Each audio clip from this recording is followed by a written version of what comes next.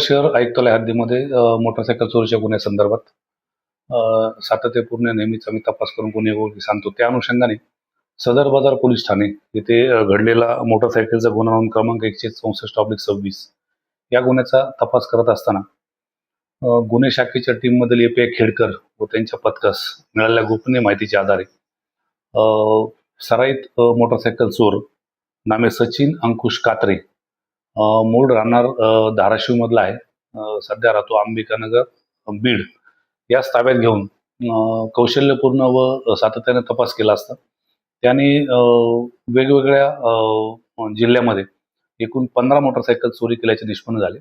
त्यामध्ये तपासादरम्यान सोलापूर शहर आयुक्तालयामधील एकूण 4 मोटरसायकलीचे गुन्हे उघडकीस आणून त्या मोटरसायकल जप्त करण्यात आले आहेत.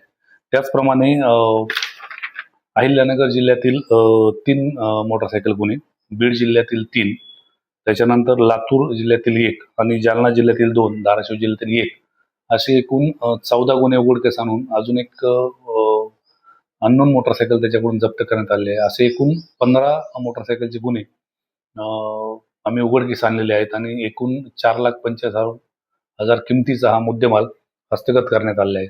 सध्या हा आरोपी न्यायालयीन कोठडीत असून संबंधित पोलीस स्टेशनला आम्ही त्याबाबत पुढील कारवाई करण्यासाठी करण्यात आलेली आहे.